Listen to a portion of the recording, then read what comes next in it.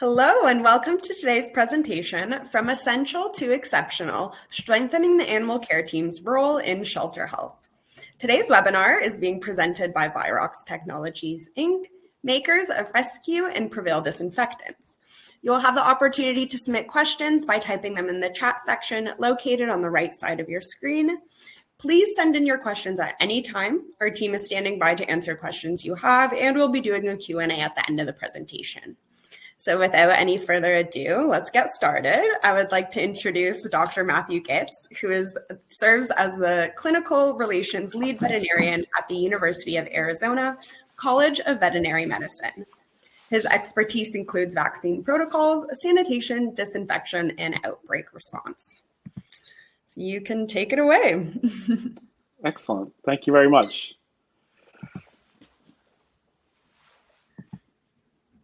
All righty. Hello, everybody, and thanks for having me today. I just want you to know this is a topic I care deeply about. I got my start cleaning kennels when I was 16 years old. Nobody gave me a lot of direction. Nobody told me what to do. They just kind of, here you go clean some stuff.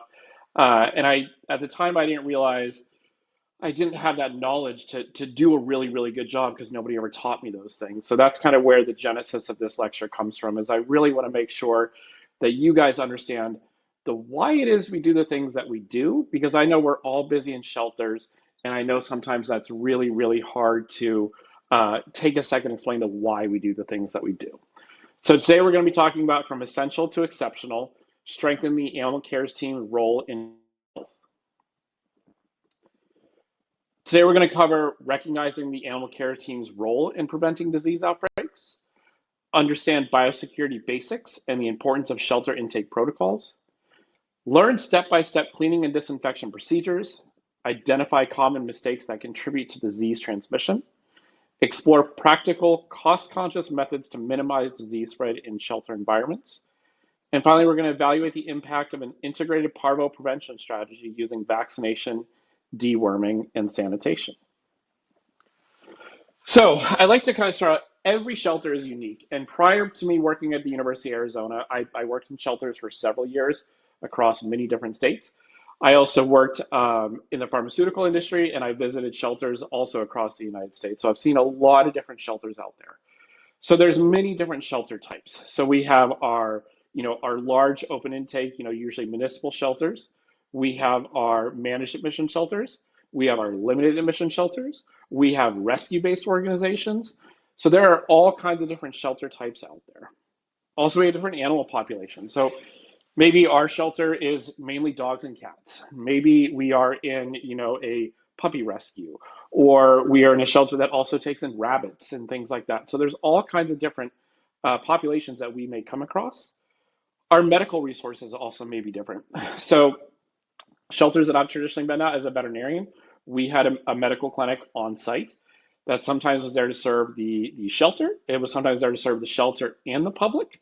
Sometimes we have to take animals to a veterinarian to get care, things like that. So our medical resources are different.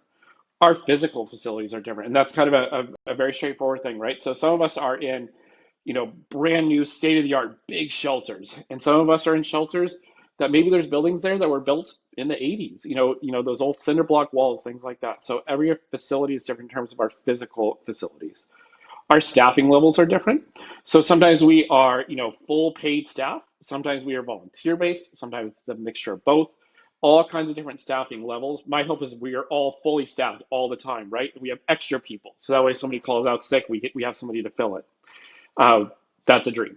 So funding and support. Sometimes we consist basically on donor donations. Sometimes we're tax funded if we're a municipal shelter. So all those things can kind of vary. And then geographic location. Again, I've been in Arizona, New Mexico, South Carolina, North Carolina, Oregon, all different areas. And that geographic location, would play into how I develop my shelter protocols. So this slide, I love this slide. The reason I put this slide together is everybody in a shelter, our number one goal is to make sure that the animals in our care and that come to see us, we give them the best possible outcome. And that includes everybody on the team, from the CEO to our behavior team, to people in our finance department, to our animal care teams. We all play a vital role in making sure the animals have the best possible outcome that they can have. So let's talk about the animal care team. And you guys are, you know, as far as I'm concerned, you're the rock stars in a shelter. I know your job is really, really hard. You're there sometimes 5 o'clock in the morning, 6 o'clock in the morning. You're the first ones in the building, and you're the last ones to leave at the end of the day. So, and you do the hard work. So you're more than just cleaning and feeding, though. I know people think of the ACTs, hey, they're there to clean and feed and do the things that we don't want to do. Your role is so much more than that. You guys have more knowledge of the animals in the care of that facility than anybody else. So when I was a veterinarian working in a shelter, in the mornings when I would do my rounds, I would talk to my ACTs because they knew, they were there first thing in the morning. Hey, Fluffy's coughing. Hey, you need to go look at this dog. Hey, this cat you need to go look at, things like that. Because you guys have that knowledge. You knew what they looked like the day before, and now you know what they look like this morning and going forward. So you have that knowledge, and that's really, really important and vital knowledge. You're also big advocates for those animals. And again, you may not think it, but hey, you see this dog is not doing well. You see this cat's not doing well. You're going to go tell, maybe the veterinarian, maybe one of the techs, maybe someone in operations. So you're going to advocate for that animal, which is also really important. And then you're also a trusted human. As a veterinarian in the shelter, when a dog or cat would come see me, I was drawing blood, I was giving them a vaccine, I was doing things that weren't always like, hey, nobody enjoys, I don't like getting shots. So I'm sure those animals didn't want to get shots. But you're feeding them, you're taking them on walks, you're giving them attention, you're doing all those things where you create that trusted bond that not a lot of other people do sometimes. And then I appreciate that you guys can have multiple roles. So yes, you may be an ACT in the morning, and then you may go work adoptions in the afternoon, or you may work on the behavior team, or you may work, on the education team, or you may go out to another shelter if you're part of the outreach programs, things like that. So there are lots of roles that you guys play within the shelter. So I think obviously one of the bases of this presentation is, hey, what are we doing in terms of your role in outbreak prevention? Yes, cleaning and disinfecting is a vital piece of your job in terms of outbreak prevention. We don't want to be spreading disease around our shelters. But again, you guys, you're the first ones in the door and you're the last ones to leave. So you're going to be the ones that notice, hey, that dog's coughing, or hey, there's this going on, or this going on.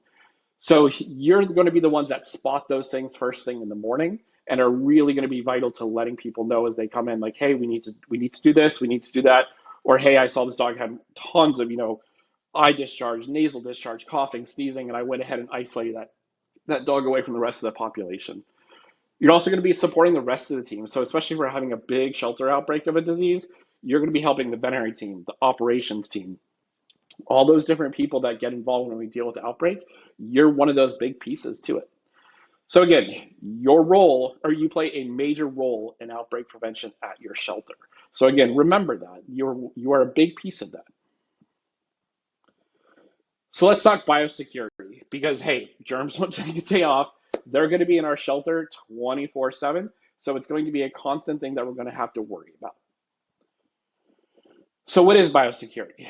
Biosecurity is a set of practices used to prevent the introduction and spread of infectious diseases within our shelter. It includes everything from cleaning and disinfection to our intake protocols to disease recognition, isolation procedures, and staff and animal movement. And we're going to kind of talk about a couple of those pieces later on. So the short version of biosecurity, it keeps germs out, it stops them from spreading, and it protects the animals in our care. So that's when we're talking about biosecurity, this is what we're talking about. So examples of infectious diseases in our shelter. Yep, we all know respiratory is a big one.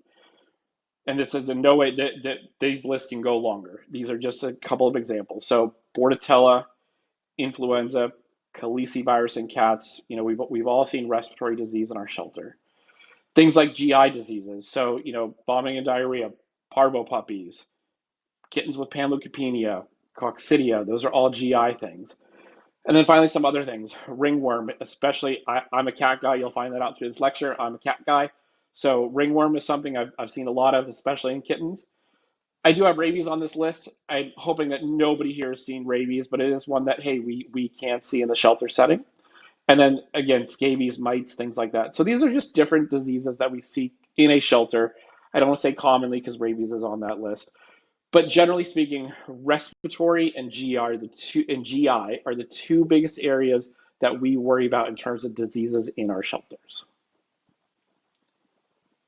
So what's your role in the biosecurity part of this? So again, cleaning and disinfection, yes, it is that basis of biosecurity. We want to make sure we're killing pathogens, keeping the pathogens low in our environment, and things like that. We want to prevent cross-contamination. So again, if your job in the morning is, hey, I'm on an ACT in the morning, and then I'm going to go to adoptions in the afternoon, we got to remember, hey, we could be dealing with sick animals in the morning, but in the afternoon, we're dealing with healthy animals. So we want to prevent that cross-contamination. So things, taking an extra set of clothes, things like that. We'll see some more examples later on. We want to monitor for signs of illness. So again, you guys are the first ones in the door in the morning. You're going to be the ones that notice things are off with an animal, coughing, sneezing, vomiting, diarrhea, all those things that you're going to look for. So it's, again, vital that you're going to then report those things that you see. And then it's one of my favorite words, don't be a fomite. So for those of you that don't know what a fomite is, it's basically an inanimate object. So it's our cell phones, it's our keys, it's our shoes, our scrub tops. Anything that has the ability to carry disease from one place to another is a fomite. Humans in a shelter, we're one giant fomite. And you can definitely accuse me of being a fomite. I've done things like go in, mess with parvo puppies, maybe spray myself down with a chemical and then walk and do something else type of thing. And hey, I felt better because I'm not spreading disease. In fact, I was. So humans, we are a big reason sometimes that disease spreads in a shelter. So whether you're a veterinarian, a vet tech, operations, ACTs, CEO, we're all walking through a shelter. We have the ability to spread disease. So we're a big fomite. So most shelters, I think, we're going to have our intake protocols, and we're going to get to those like the closest possible when that animal comes into our facility. We all probably vary when we're going to do that, but for the most part, it's going to be something that we're going to prioritize and do pretty early on. And the reason why I bring up shelter intake protocols is one, so you guys understand it, but two, because I think ACTs sometimes play a role in the shelter intake protocols depending on the different hats you wear in a shelter. So shelter intake protocols, we want to do our best to make it a predictable process for staff. We want to make sure people get into a routine. It's muscle memory. We know what the next step's going to be, things like that. We don't want it to be chaotic. We don't want to be like, well, I don't know what we're doing. Okay, now we're going to do this. I guess we're going to do that. So we really want to make sure we have a good, predictable process for staff. We also want to make sure that when we intake that animal, we are inputting the medical records, accurately, or any records associated accurately. Most shelter software has the ability to do outbreak tracing and things like that. We want to make sure that the animals that are in the system, everything is correct, because if we have an outbreak, we want to be able to track that back and figure out, hey, that dog was in building B in kennel number 3, and now it's over here and now it's over there, and we can track it back and be like, okay, these are the possible exposed animals because of an outbreak. So we want to make sure we have accurate records from the very, very beginning. And then we want to make sure our intake is organized. Again, this kind of goes back to the first part, but we want to get into a routine. We want to make sure we know where everything is, what everybody's doing, what all the different roles are, because it decreases our stress, and hence it decreases the stress of the animals as well. So let's make sure it's good, organized, everything's set to go. So common intake protocols, I put health screenings in quotation marks. So I think a lot of us can very easily look at it and be like, yep, that dog's coughing, that dog's sneezing, that dog's having vomiting, that dog's having diarrhea on the cat side as well. We can get a general idea just by looking at an animal, whether it, kind of at face value looks good and healthy, or hey, there's a concern that needs to be, this dog needs to be looked at, this cat needs to be looked at. So doing those health screenings as part of that intake process is really important. Vaccination is obviously very important. I worked for Merck Animal Health for many years, so vaccines are something I talked a lot about. Vaccines are really, really important. We want to make sure we're doing that on intake and then following those protocols that we've set. Our distemper parvo, if we're old enough for rabies, Bordetella, HCP for the cats, all those different things. And deworming. I think most of us on intake are going to do deworming, whether it's pyrantel, fenbendazole, penazaril. We all have our different combinations that we do. In terms of flea and tick, I think it kind of depends on, again, shelter resources, where you're located, things like that. But obviously, when I was in the Carolinas, everything got flea and tick on intake. In the desert of Arizona, I worry about ticks. I don't necessarily worry about fleas. So it kind of depends on where we're at. And then finally, a microchip. Some of us may do it at the time of surgery. Some of us may do it at intake. I generally really advocated to do it at the time of intake unless there was an underlying issue why we couldn't, because again, that's a unique identifier for that animal. And if that animal gets loose or that mylar collar comes off, maybe it's a kennel that has two very looking similar dogs and the mylar collars came off. Hey, we have a microchip to fall back on. So I think that's also really important to get a microchip in an animal as soon as possible. And then let's talk about why vaccination isn't enough. When I give a vaccine, that animal is not immune that second I give the vaccine. I wish that was true. I wish I could just give a vaccine and not have to worry about parvo, distemper, all those other things that can really, really be an issue in a shelter. But unfortunately, it takes a couple days before we even start to get a response to that vaccine. I'm not saying they're fully vaccinated in 3 to 5 days. I'm saying the body is starting to respond to that vaccine in a couple days. So it's not an instant thing. Maternal antibody interference, that's something we could spend an hour talking about. However, what I'm going to tell you about maternal antibodies is puppies, kittens, when they're first born, and hopefully they are, they're nursing, they're with mom, they get that colostrum from mom, they get what we call maternal antibodies. That is able to help them fight disease very early in life. However, those maternal antibodies, if they're really high, can interfere with our vaccines. And that's one of the reasons why we give vaccines usually in a shelter every 2 weeks, is because of maternal antibody interference. So again, it's just something to kind of stick in the back of your head. And no, I'm not going to go that much further into detail on it. Sick or stressed animals, again, depending on your shelter. When I was in Phoenix, we pulled dogs and cats that are sometimes 6-7 hours away. So they would have long transports and then they would come in. So they were stressed from travel, or maybe they were sick from their other shelter or things like that. Maybe they had disease that we just didn't see yet. And circulating illness in our population is another one. So maybe there's something going around in our population that hasn't shown up yet. Maybe it's one of those, hey, it's that incubation time where they have disease, but we're not seeing clinical signs yet. And maybe it's not a respiratory that the next day is going to break type of thing. So all those things are to consider why vaccination alone isn't enough and why cleaning and sanitation and disinfection are so important. And then again, vaccines reduce risk, but they do not create a bubble.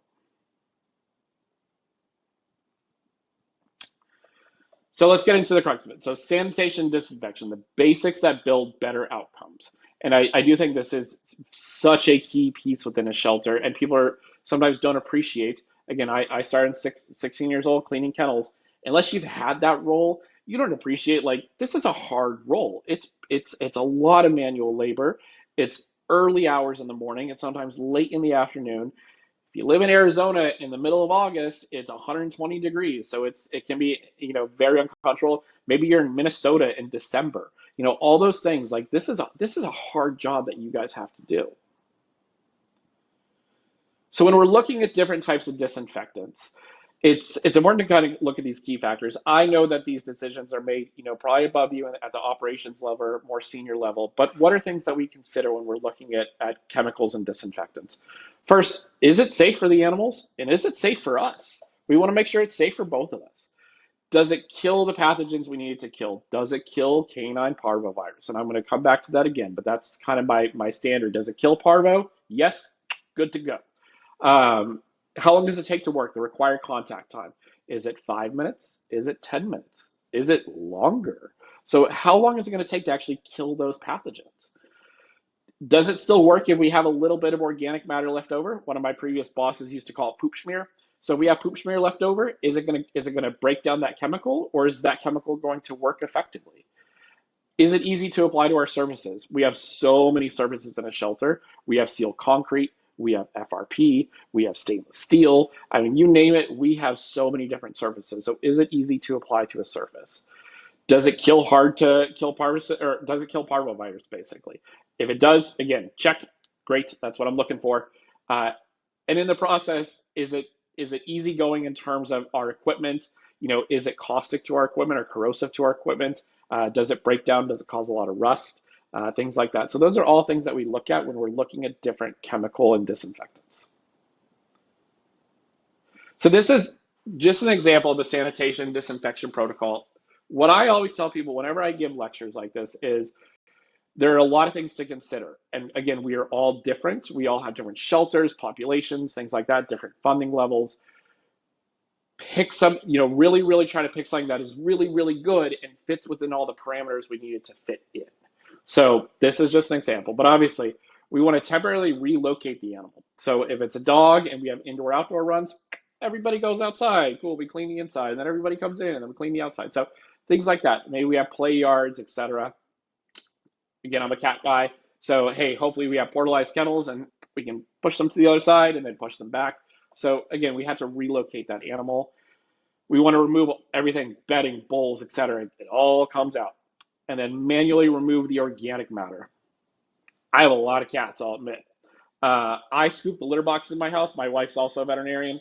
I get to scoop the litter box in the house. I hate scooping litter boxes. I can probably complain in my head every night when I'm scooping litter boxes. But I do it every single day. And it's really, really important. We want to remove that organic material. And again, I appreciate how annoying that is. When we used to have dogs, I picked up the dog poop. I hated it, but I did it. You want to use things like low flow pressure hoses in the beginning, and we'll kind of get into why that is a little bit later on. But rinse kind of if there's leftover stuff, rinse it down with low pressure. And then we're going to apply our cleaning and disinfectant solution. Hopefully, we'll get into types later on. Hopefully, we're using something that has both cleaning properties and disinfectant properties. So basically detergent properties and disinfectant. So that way we don't have to use two chemicals. We want it to sit for its allotted contact time. This is very, very important. Again, I'm going to get into it a little bit later on, but is it 5 minutes? Is it 10 minutes? What's that contact time?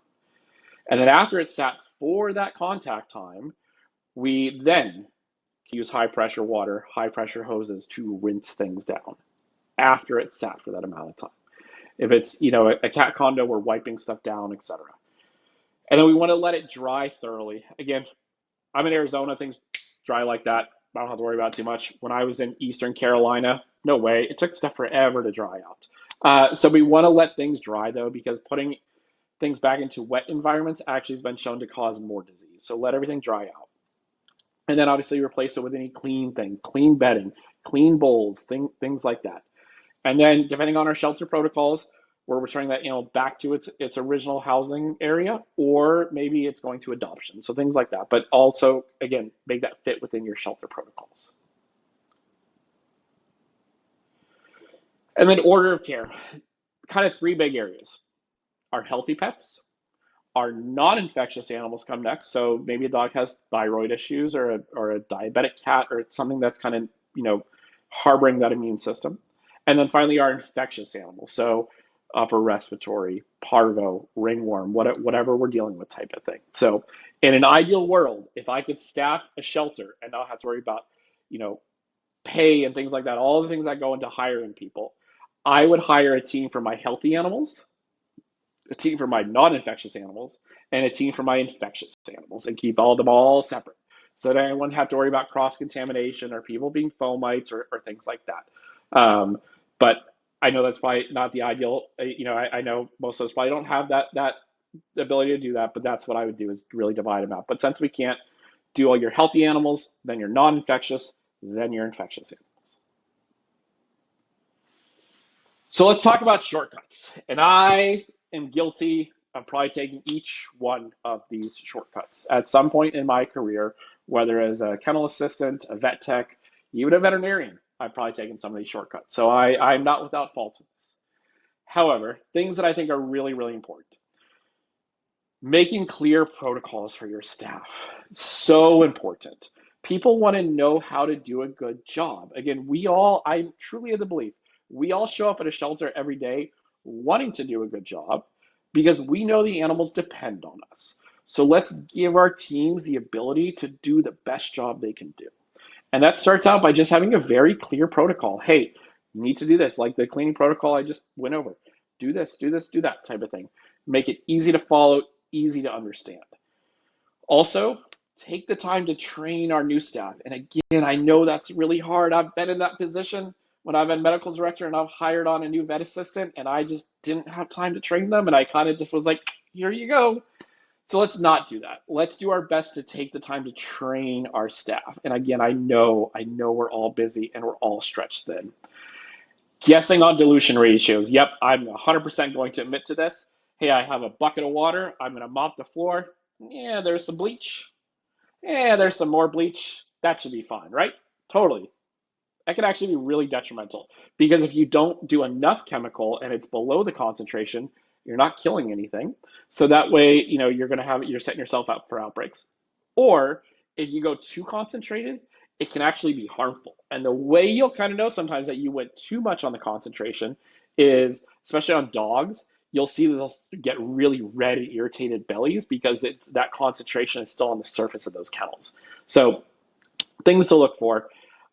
Skipping the full contact time. Again, I didn't appreciate full contact time until I worked in a shelter, and I actually was my director of operations that really talked to me about like the importance of contact time and chemicals. And so I think that's really important. Follow that. Is it 5 minutes? Is it 10 minutes?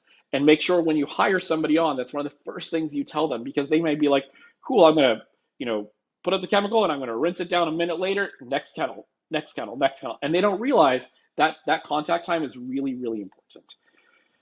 You should never have a need to mix disinfectants. And I still, to this day, I had a really good friend who was a veterinarian, boarded in a specialty, very smart.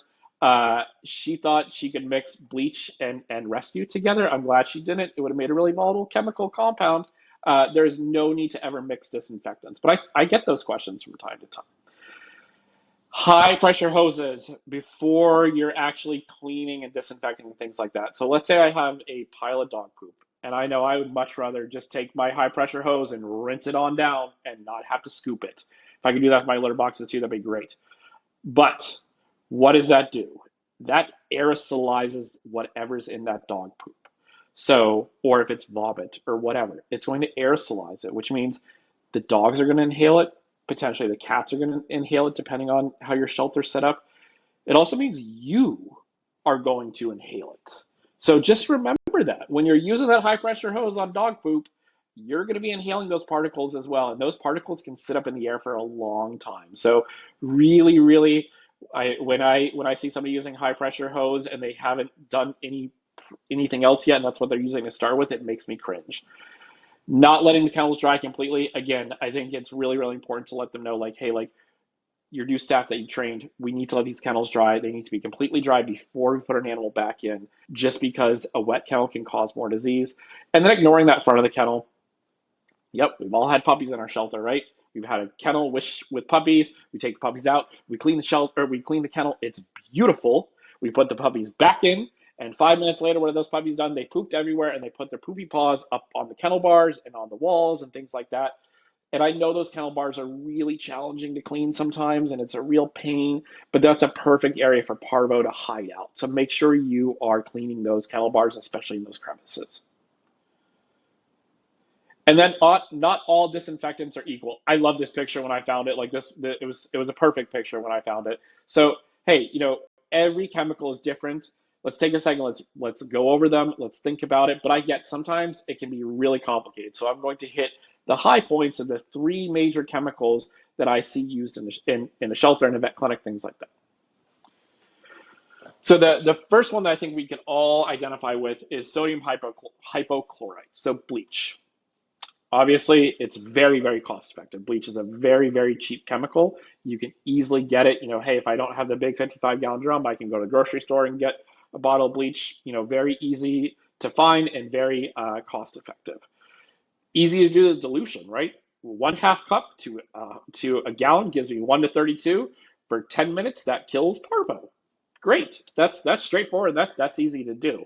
And again, since it kills parvo, and that's kind of our standard that we use, we're killing parvo, cool. Bleach, that's awesome. However, the big con with bleach and why it's probably not it shouldn't be your primary chemical in a shelter environment is it has no basically cleaning / detergent activity whatsoever. So that means you're going to be taking Dawn, I'm going to use Dawn dish soap as an example because we all know what that is. We're going to be scrubbing that kennel. We're going to be taking several minutes to really, really scrub that kennel. rinse down everything, rinse everything down because we can't have any organic material. So no poop, no vomit, no dog hair, nothing. That's all organic material that will neutralize that bleach. You can have a pile of dog poop and take a bottle of bleach and pour it on that pile of dog poop, and it's just going to neutralize the bleach, and it's just going to smell like bleach. It's not going to kill anything. So bleach does not hold up in the face of organic material. It's also inactivated by sunlight. Again, I'm in Arizona. Sunlight all the time, right? It's gonna kill all that bleach, and then those bleach fumes can be really detrimental to us and to the animals. You and I have the ability to leave that environment after we use the bleach, but let's say it's your foster building and there's a bunch of kittens and puppies. They don't have the ability to leave that foster building per se, so they're gonna unfortunately smell those fumes and can make them pretty sick. Quaternary ammonias is something that that I have seen as well. So, and why would you? It's called Parvosol, right? So Parvosol, it must kill parvo, and I get it. That's a pretty easy connection there. So with quaternary ammonias, there is some detergent activity, so you can have some poop smear left over, as my old boss used to say, and we're still gonna, have a pretty effective chemical. It's got low tissue toxicity, but we'll get into that a little bit in just a second. So overall, those pros make it look, hey, this is something we could use, right? This is a pretty good chemical. Unfortunately, there's been multiple studies that have shown that quaternary ammonia compounds are not necessarily that effective against canine parvovirus. And in a shelter setting where we have such a high risk for parvo, if I have a chemical that I'm using that isn't 100% against my canine parvovirus, I don't know if I can sleep at night. So I really think because of that, it makes it really hard to say, hey, you should be using quaternary ammonia. Also, it can be harmful to kitties if it's on their fur, if they're licking surfaces. And again, cat guy, I don't want to be using anything that could be harmful to the cats in my care. You'll know it too. They'll get really like ulcerations around their lips and on their tongue and things like that if they are licking chemical, etc. So cats don't hide it. It's pretty obvious to see when they're having some issues with a chemical compound. And then amazingly enough, during COVID, we all, hey, Clorox wipes, bleach, cool, I'm going to kill this. I'm going to kill it because I got my Clorox wipes. Clorox wipes are actually quaternary ammonias at the end of the day. They are not bleach compounds. So because of that, we do have questionable efficacy against parvo. And I've seen plenty of places that I've visited that use Clorox wipes. And I really tell them, hey, that's not actually killing that parvo. So you may want to switch and use a different product.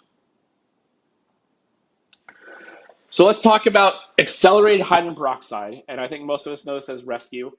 I have been a major proponent of rescue long before this lecture, when I started in shelters probably almost 10 years ago now. Every shelter that I've been in, if we weren't using rescue, I was like, we're changing today because I need to have something that I know is going to be effective against canine parvovirus. So I think, overall, a lot of pros. Broad spectrum efficacy against pathogens, especially, hey, I know it's going to kill canine parvovirus, which makes me be able to sleep at night. It's got short contact time, so a 5-minute contact time. So it's saving my staff time. In Arizona, they're not hanging out in the heat all day long, things like that. It is safe for the animals and the staff. It has both detergent and a disinfectant. So if I have poop smear left over, it's going to still be effective against those pathogens that's in that poop smear. Also has a long shelf life, unlike some of our other like bleach that, hey, if it's out, it gets sunlight, it's gone. Rescue is has a lot longer shelf life to it.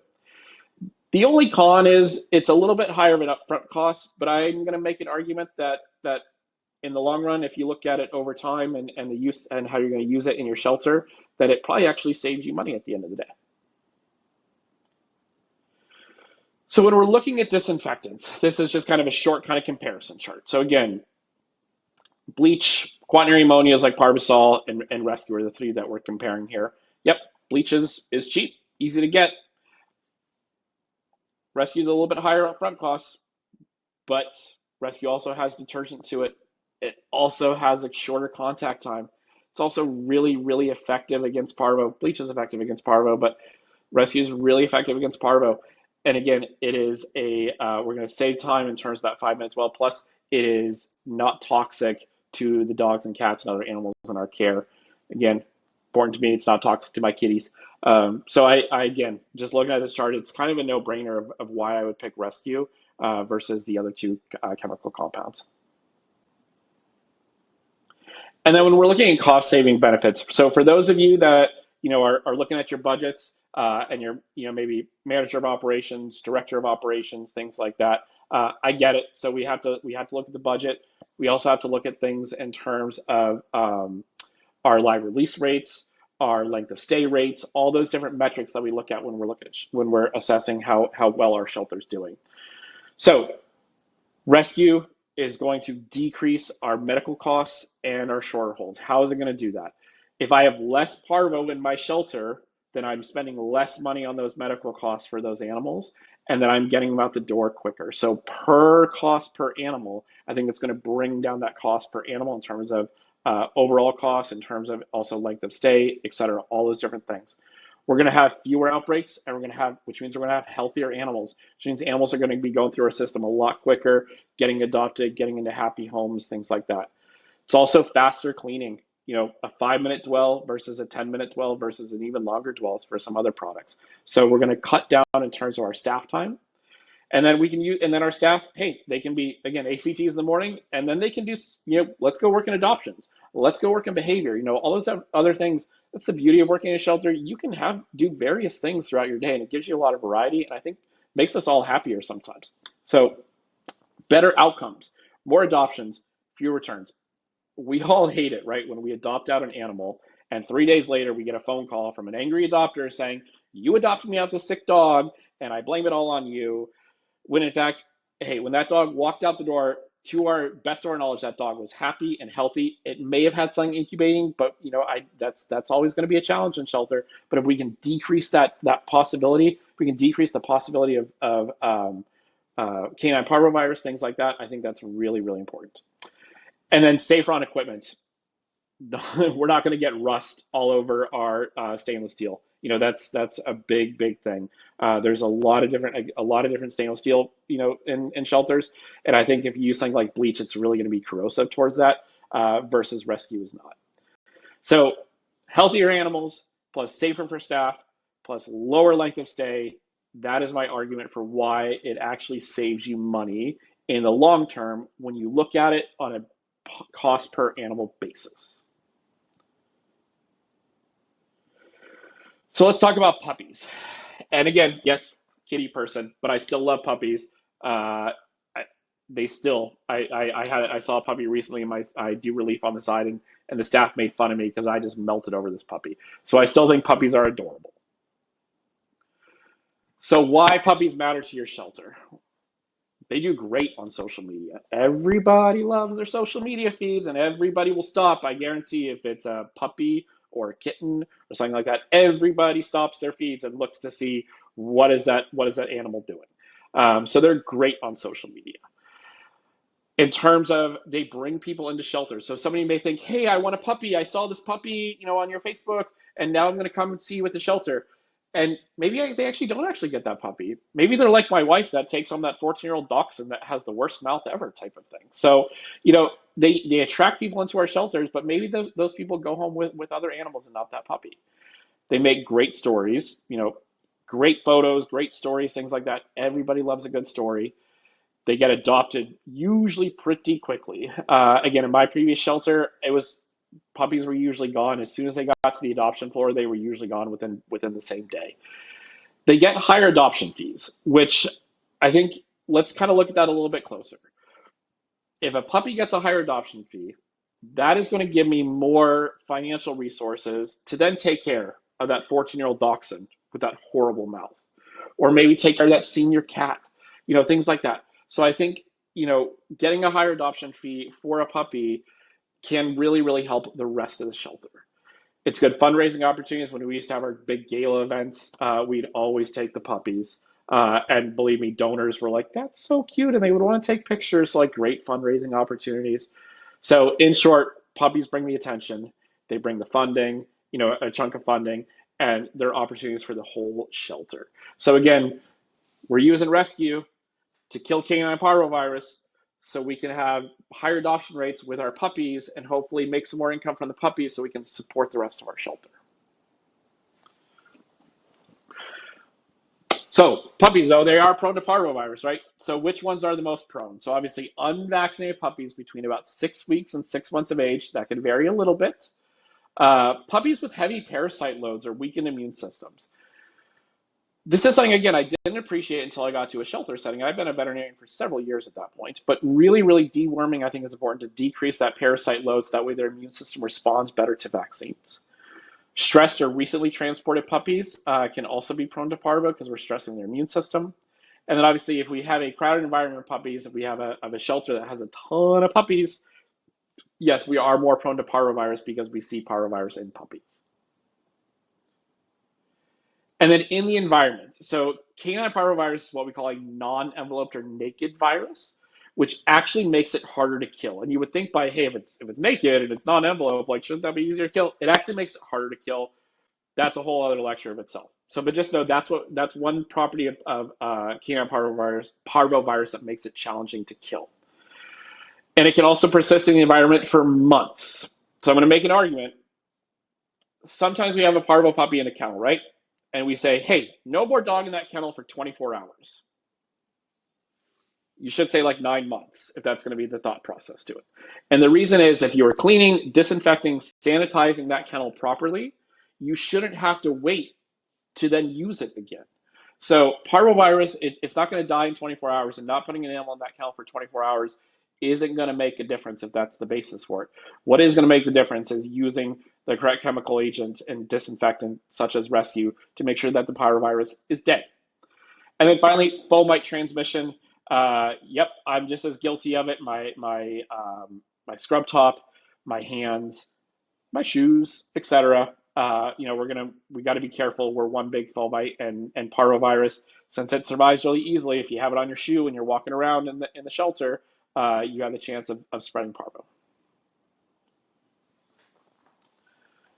So let's talk about the prevention triangle. So a couple things here. So, and I think ACTs play into all of these things, again, depending on what your different roles are in the shelter. Obviously, when we get that animal in, we want to vaccinate that animal as soon as we get it into our care. We want to deworm that animal. So again, pyrantel, fenbendazole, things like that. We want to make sure we're deworming that animal so that the immune system can respond properly to those vaccines that we're going to give it. And then finally, and a big piece of that is, hey, sanitation, disinfection of our environment to make sure we are preventing the spread of pathogens, not just parvo, but all pathogens throughout our environment. So that's the 3 ways we're going to really focus on preventing parvovirus spread in our shelter.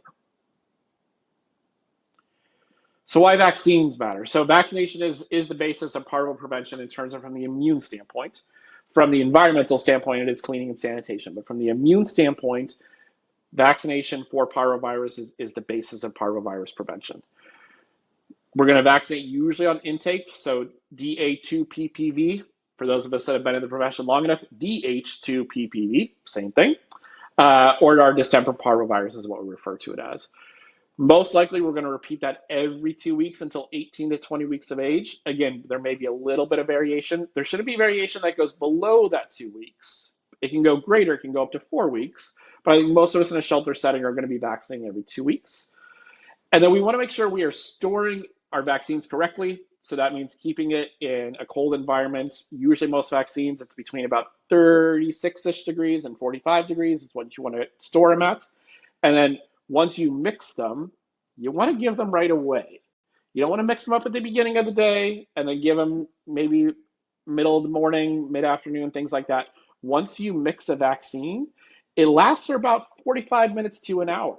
So you want to make sure you're vaccinating, hopefully ASAP, but if not within that hour. If you're waiting until the afternoon after you vaccinate, if you pulled up that vaccine in the morning, you're waiting until the afternoon, you're just wasting your money. That vaccine's not doing anything for you. And I think deworming is a really important piece. And again, I didn't learn this really until I was working in shelters and vaccinology and things like that.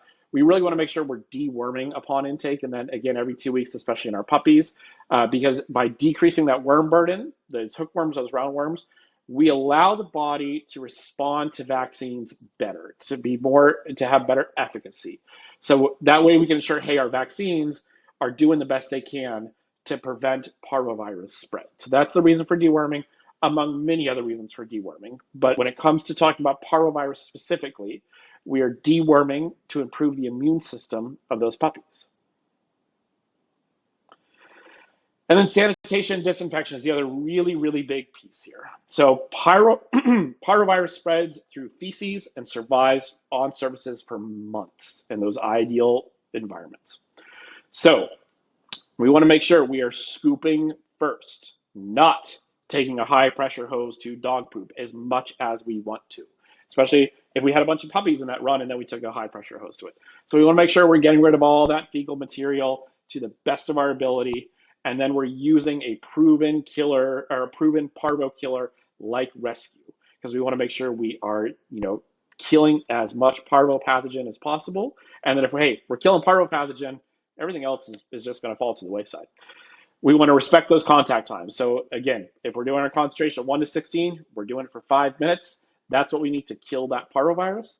And then if we have specific areas of our shelter, some shelters kind of divide out puppies from adults, things like that.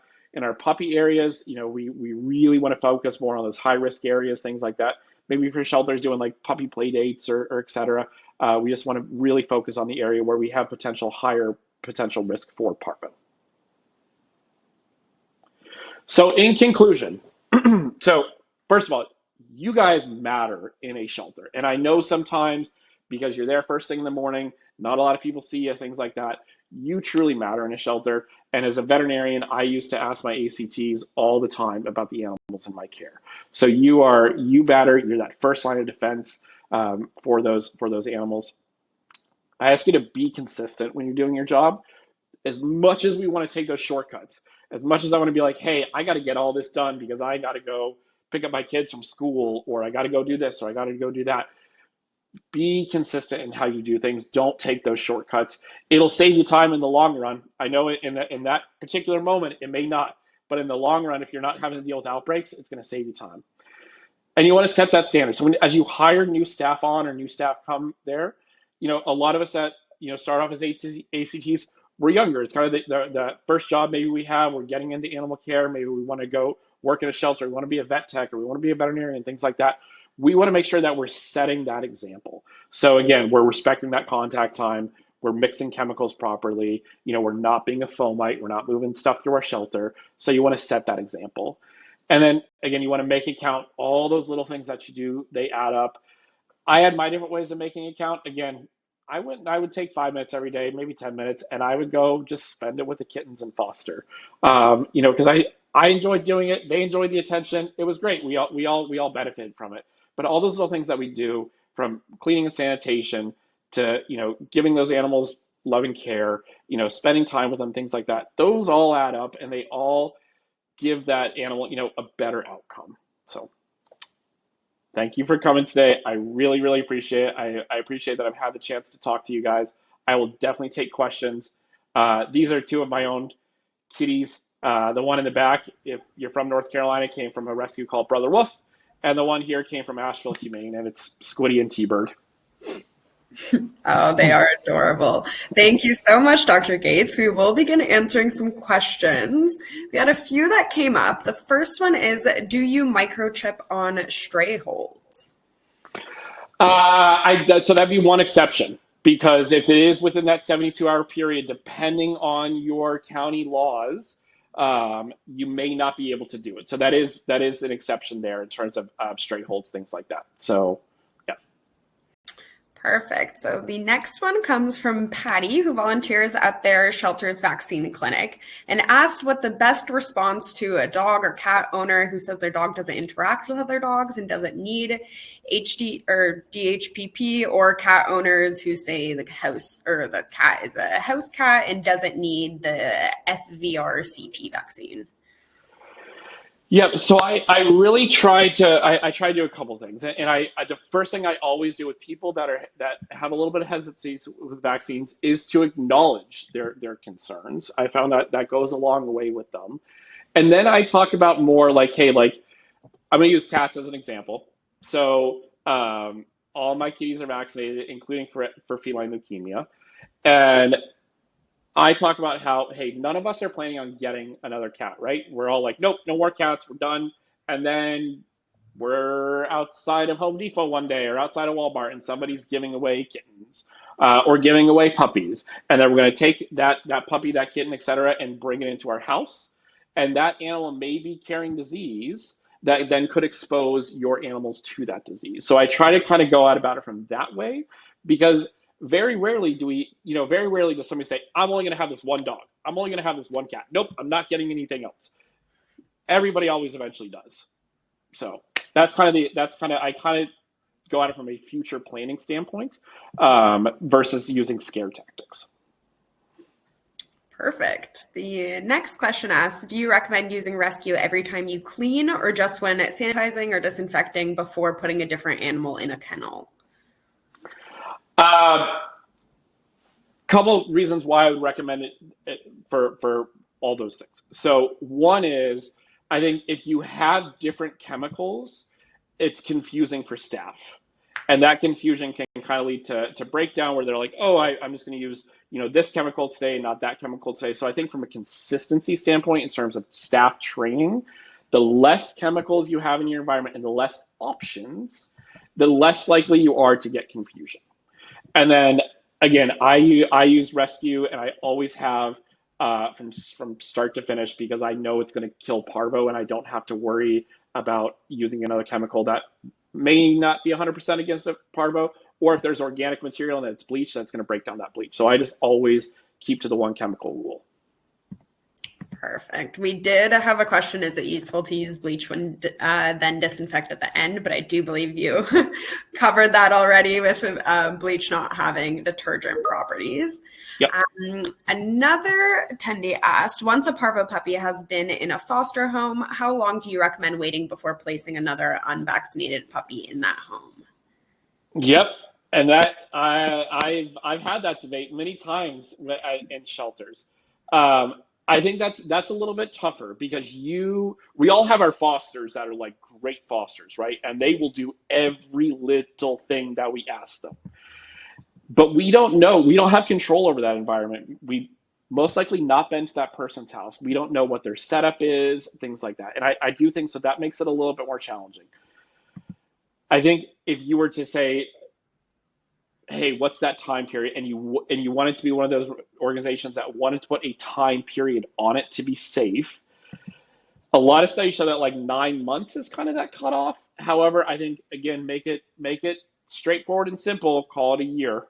I think that makes it a lot easier. But if you know it's one of those fosters that's, hey, like they keep the puppies in this area, they don't go outside their house, like they're in the kitchen area or they're in the garage area or wherever they are, where you have services that you can clean, disinfect, get rid of the dog poop, go over concentration time with them, go over contact time, et cetera, go over all those things, and they're the type of people that are going to follow that, then yes, I think you could probably have them continue to take puppies and not put that time frame on it. It's going to vary on the organization, so I know that doesn't answer the question, but I think it does vary. But again, I think if you have fosters that are really, really committed and their environments are good, then I don't think you have to wait that year. So. Perfect. And we had another question that I can briefly answer as well before you give your recommendations, but do you have any recommendations for proper disinfection for laundry items? I will say rescue disinfectants should not be used in the laundry, as we're registered as to use on hard, non-porous surfaces, but our ready-to-use liquid is one of the only EPA-registered disinfectants to carry a soft surface sanitation claim. So I could send those resources in the follow-up email as well for anyone who'd be more interested. The only other thing I'm going to put on that is people love to donate stuff to shelters, and bedding and towels is really, really easy.